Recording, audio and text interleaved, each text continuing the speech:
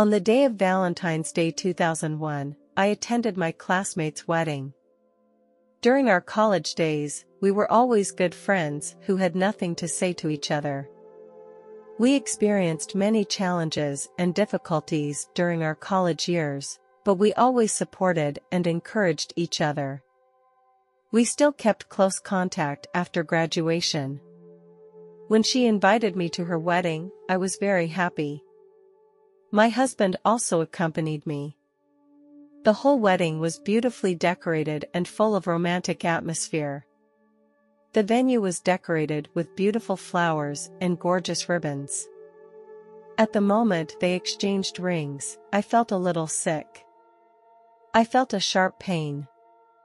I am not a person who likes to make a fuss in public, but this time I couldn't control myself. I groaned in pain. My husband looked at me in surprise, and he immediately noticed my abnormality. He asked anxiously, "My God, what's wrong with you?" I tried to tell him, but the pain prevented me from speaking properly. I felt my body gradually becoming weaker and my vision began to blur. I kept praying in my heart that I would not interfere with my female classmate's wedding. My husband gently assisted me. We slowly made our way through the crowd toward the entrance of the church. However, the moment I reached the entrance of the church, I couldn't hold on any longer. I suddenly felt the whole world start to spin. I collapsed helplessly to the ground. My husband knelt beside me in panic, and he tried to wake me up, but I did not respond. I felt my consciousness gradually move away from my body. As my consciousness left, I felt that I was entering a whole new realm. I felt no physical pain or distress, only lightness and freedom to exist. My vision became vast. I felt a peace I had never felt before. I was floating in midair, and I saw the people attending the wedding gathered around, all of them looking at me. One of them began to perform CPR on me. At one point, a powerful force brought me back to the real world. My soul reconnected with my body. I once again felt pain and distress.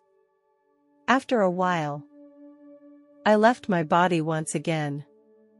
This time, I felt myself immersed in a much better place. A warm glow permeated my surroundings. There was no bondage of time here, nor was there any pain. An unbelievably pure energy surrounded me, and I felt completely accepted here. In this wonderful place, I feel a stronger connection with the entire universe. There is no material bondage in this place. I felt my soul intertwined with countless other souls, immersed together in a sea of love. I cannot describe exactly how long it lasts because time has no concept here. Suddenly a mysterious signal was sent to my brain. This message was not through the form of words, but a telepathic communication that transcended words. It was asking me if I wanted to move on or return to the real world. I could not determine the source or the gender of the message, but I could feel the friendliness it conveyed. I decided to move on and continue my search for a deeper truth. Just at the moment I made my decision, an arched gate appeared in front of me, which emitted a dazzling white light. On either side of this gate, there were two more, even more massive doors. These doors exuded a sense of sacredness, and they represented different options and possibilities. Each door was a new world. In this moment, I felt like I was standing at a crossroads and needed to make an important choice. I stared at the doors and took a deep breath. I decided to choose the door in the middle. As I stepped through the arched door, a warm energy surrounded me, as if an invisible hand was gently leading me forward. I felt myself entering a whole new realm. A wide corridor appeared in front of me. The walls of the corridor glowed with a soft light. I continued along the corridor with anticipation. In this corridor, I felt a strong love. This love transcends the emotions between individuals. As I neared the end of the hallway, a bright light caught my eye. It emitted a pure light that illuminated a space ahead. In that light, I saw a person waiting for me. Although I could not tell exactly who he was, I sensed that this person was an important person or mentor in my life. His presence gave me a sense of closeness, as if we had known each other for a long time. He exuded an aura of sacredness that made me feel incredibly safe and trusting. The moment I approached him, I felt my soul and his soul merge with each other, and a special connection was established between us. He led me through the bright light and we arrived at a peaceful and beautiful lake. The lake was surrounded by trees and flowers. This place seemed to be an isolated and mysterious paradise. I gazed at my reflection on the lake and felt a sense of inner peace. He told me that I must return to the real world. I replied, "No, I want to stay here." I was afraid to leave such a perfect place. Here I feel complete freedom, and I don't want to lose it all. He patiently explained that returning to the real world did not mean that I would lose my memories and experiences here. Again, I refused his offer. When he heard my refusal, his eyes turned to my belly, and he pointed to my belly and said, "You have to go back for the sake of the baby in your belly." I acted very surprised and joyful at the same time. My husband and I had been married for 4 years and had always longed for a child of our own, but had never been able to do so. We had considered adopting a child. My periods had been delayed for a long time. I had felt a glimmer of anticipation, but was not sure if I was pregnant. But this news made me feel very happy. My eyes were moist. He told me that this child was a special gift, a miracle of life. I had to return to the real world for the sake of this child and for the sake of my dream with my husband. The wizard held out his arm and gestured for me to follow him. The landscape around me began to change. We passed through the tunnel of time and came to a wide, bright space. I was standing in a spacious room with family photos hanging on the walls. I saw myself and my husband, smiling broadly and embracing, with a child behind me. For some reason, I couldn't see this child's face or distinguish the child's gender. A warm atmosphere permeated the room, and I heard the laughter of the child and the family. I crossed to the child's room, which was filled with colorful toys and books. The child was happily playing, and my husband and I were accompanied by the child. Then, I came to a sunny garden. Holding hands, my husband and I strolled through a sea of flowers. We tended the flowers and plants together and felt the beauty of nature. Children were playing in the grass. The scene changed again to a school. I stood at my child's graduation ceremony and watched proudly as my child received his certificate of honor. My husband and I were overwhelmed with pride in our child's accomplishments. I said to my guide, "I know what to choose. I want to go back immediately and tell my husband the good news." The guide smiled and nodded. I reappeared in that hallway. The walls of the corridor glowed softly, as if to bid me farewell. I walked slowly along the corridor. At the end of the corridor, I once again saw the arched gate. Standing in front of the gate, I remembered this amazing experience with gratitude and awe. The wizard stood quietly beside me, smiling as he looked at me. I took a deep breath and gazed at the archway. I knew that I was about to leave this place and return to my reality. The wizard gave me a gentle hug and then turned to leave. Slowly, I returned to the world of reality. The body and my consciousness reconnected. The scenery around me gradually became clear. I found myself lying in a hospital room. A nurse gazed at me with a concerned expression. The nurse gently asked, "How are you feeling?" The nurse immediately brought me a sugary drink. I took the drink carefully and drank it slowly. As time passed, I felt the energy in my body gradually recover and my mind became clear. I lay quietly on my bed and recalled the amazing experience. Despite having returned to the real world, a sense of wonder still pervaded my mind. At this time, my husband came into the hospital room. I held his hand tightly, smiled and said, "Honey, I have something important to tell you." My husband gazed at me nervously. I continued, "We are expecting a little baby, and we are finally going to become parents." My husband gently took my hand and said gently, "Just get some rest." After leaving the hospital, we went to the pharmacy and purchased a pregnancy test. On the way home, my heart was filled with nervousness and anticipation. I entered the bathroom and held the pregnancy test tightly. A few minutes later, the test came back. My hand shook with surprise and tears welled up in my eyes. I was pregnant. My husband heard my excited voice and walked quickly into the bathroom. Looking at the result on the pregnancy test, his face was filled with a happy smile. Later, we went to the hospital. The doctor confirmed that I was pregnant with twins. 9 months later, on a sunny morning, I gave birth to my 2 boys. Their birth brought laughter to the whole family. It has been 20 years since this event, but I remember all the details very well.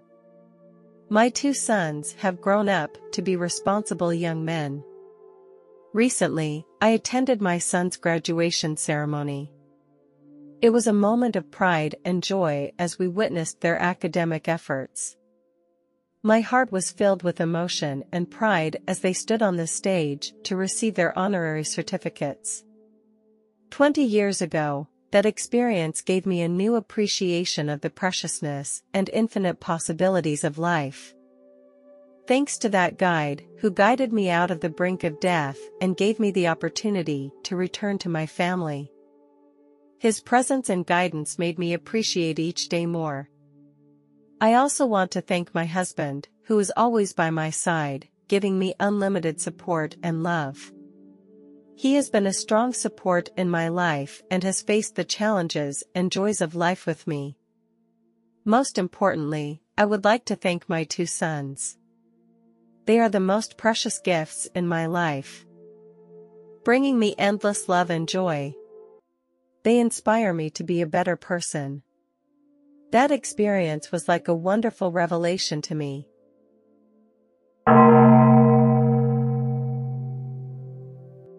This happened in 2011 when I was in the process of replacing the flooring in my storage room.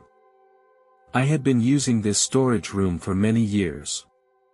Over time, the flooring had suffered a lot of wear and tear. I also noticed that some of the gaps between the floors were getting bigger and bigger. This caused a lot of trouble with cleanup because dust and debris would often get caught in these gaps. No matter how hard I tried to clean, I could not completely remove these stubborn stains. To make matters worse, some of the boards even came loose due to the aging of the floor. When I walked across the floor, it would make a harsh rubbing sound. Considering all these problems, I decided that replacing the flooring would be the best solution. One day, I moved all the stuff out of the storage room. I put the new flooring on the floor. However, just as I was concentrating on my work, I accidentally stepped on a protruding nail. A sharp pain spread through the bottom of my foot, and I sat down on the floor immediately in pain.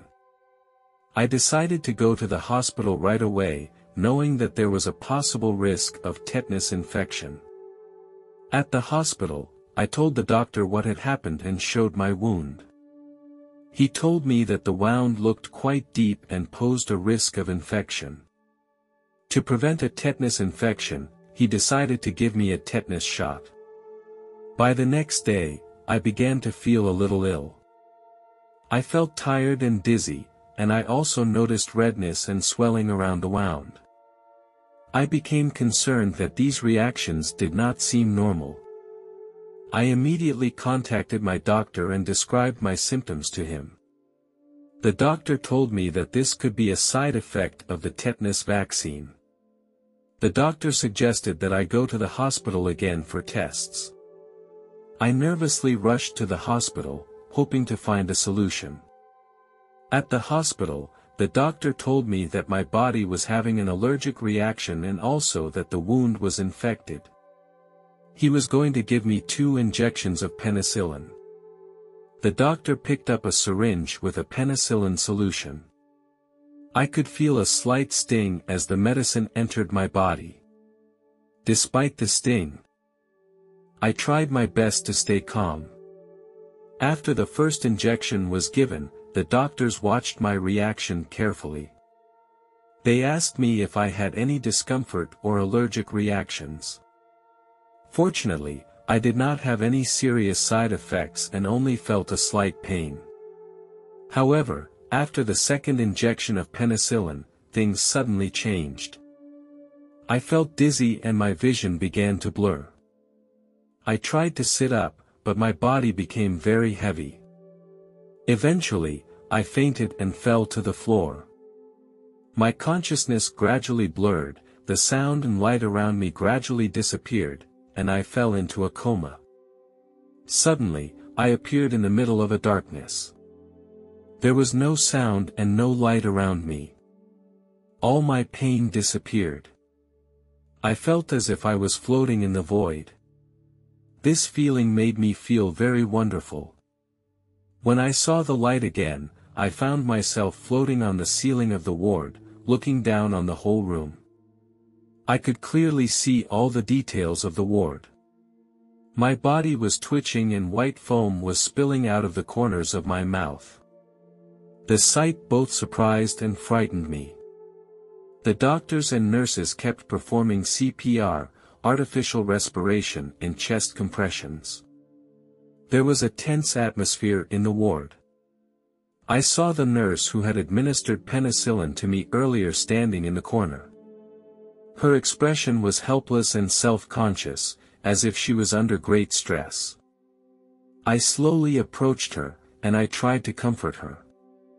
When I placed my hand on her shoulder, I was surprised to find that my hand went straight through her body without any touch. I realized that I was not in the physical world now. Although I could perceive everything around me, I could not interact directly with the real world. I heard a doctor say to a nurse that we were about to lose him. This statement filled my heart with helplessness and despair. I didn't know what was going to happen next. Suddenly, a doctor rushed into the operating room, holding a particularly long syringe in his hand. The doctor quickly approached my body, and he inserted the long needle syringe into my chest. The tip of the needle penetrated the skin and went directly into the gap between my ribs. The doctor's expression was very determined. He kept adjusting the syringe to make sure the drug was injected smoothly into my body. His movements were agile and precise. In this instant, I found myself in an unfamiliar room. The walls were made of bricks and stone. They bore the marks of age. There were also some old frescoes on the walls. The furniture in the room was made of old wood. On the table there is a yellowing book and an old quill. In the corner of the room there is an old-fashioned chair. The back of the chair was carved with an intricate pattern. A faint glow permeated the entire room. Suddenly, a person walked into the room. I saw a familiar figure. It was my aunt, who had died 9 years ago. She was wearing a long pale blue dress with delicate embroidery on it. Her long hair cascaded over her shoulders, as soft and shining as a waterfall. Her face beamed with a gentle smile and her eyes shone brightly.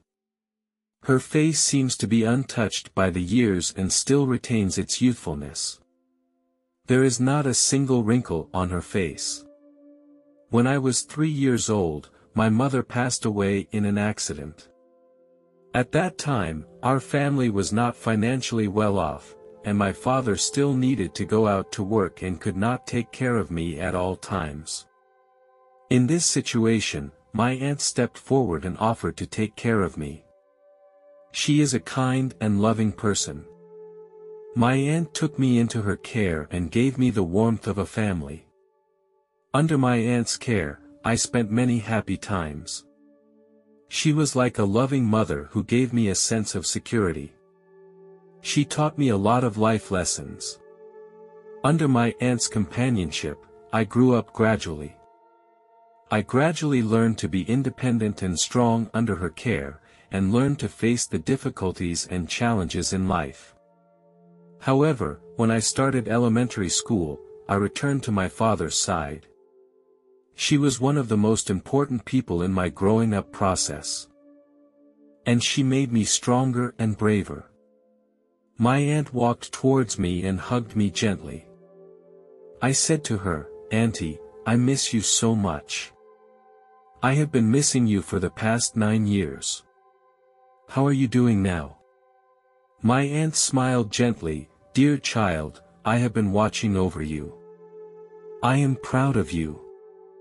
I have lived a happy life here." My aunt patted my shoulder and said gently, "I remember when you first came to my house, you were a little uncomfortable. The new environment made you very shy." I smiled and nodded my head as I recalled the scene. We also recalled a funny incident. At that time, I had just arrived at my aunt's house and was not quite comfortable with the new environment. My aunt had specially prepared a new bed for me. During the first night, I kept rolling around in bed, trying to find a comfortable sleeping position. Suddenly, I accidentally slipped off the bed and fell to the floor. When my aunt heard the sound and rushed into the room, she couldn't help but laugh when she saw my funny face. She also learned to imitate my expression after falling off the bed, and laughter filled the whole room. Here, I talked a lot with my aunt. Finally, my aunt said to me, "It's time to go back. Your father is waiting for you." Finally, my aunt said to me, "It's time to go back. Your father is waiting for you." We walked out of the room. My aunt held my hand tenderly, her eyes full of care. She said, "Baby, you have grown up and are already a brave and strong child. Your father is waiting for you, he always loves you and wants you to be happy by his side." I looked up, tried to control my emotions, smiled and said to my aunt, "Auntie, I will never forget your love and teachings to me. I will be a good person." My aunt went on to say, "Remember, no matter where you are, my aunt will always support you." I nodded, tears slipping from the corners of my eyes, and finally, we hugged each other tightly, giving each other warmth and blessings. Finally, I turned around and left the room. After walking out of the room, I felt a strong attraction, as if an invisible force was beckoning to me. I relaxed myself and gradually moved closer to it as this force guided me. In the process of returning to my body, I felt a strong spinning and twisting, as if I was caught in a huge vortex. Everything around me became blurred, as if I had experienced a dreamlike journey. Gradually, I felt myself returning to the real world. My breathing became regular, I could feel my heart beating and blood flowing through my body. I slowly opened my eyes and found myself lying on a bed in a hospital room, surrounded by doctors and nurses. My father was also standing by the bed, looking very haggard. I smiled and waved at my father. My father held my hand tightly and said in a slightly trembling voice, "Son, you're finally awake, I was so worried about you." My father stretched out his other hand and gently stroked my cheek, with a deep fatherly love in his eyes. I smiled and said to my father, "Dad, I saw my aunt, she told me to say hello to you." My father acted very surprised and then said, "Son, maybe you're just hallucinating." I said firmly, "Dad, I'm not hallucinating, and it's not a dream. I really saw my aunt. She said a lot of things to me." My father listened and thought for a moment. Then he said, "Son, perhaps your experience has given you delusions of grandeur, and this could just be a psychological reaction. We all miss her very much, but she has been away from us for many years." He went on to say, "Son, whether real or illusionary, your experience is important.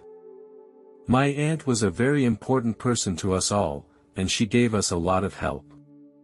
We have to be forever grateful to her." The next day, a doctor came into my hospital room. I immediately recognized him as the doctor with the long syringe that day. I looked at him gratefully and expressed my gratitude to him. The doctor looked at me suspiciously and he said, "This must be our first meeting, you must be mistaken." I replied firmly, "Doctor, I know it sounds unbelievable, but during my near-death experience, I did see you. I saw you rushing into the operating room with a long syringe in your hand." The doctor's expression became serious as he listened intently to what I had to say. I described the experience as best I could, including the darkness of the room, floating above my body.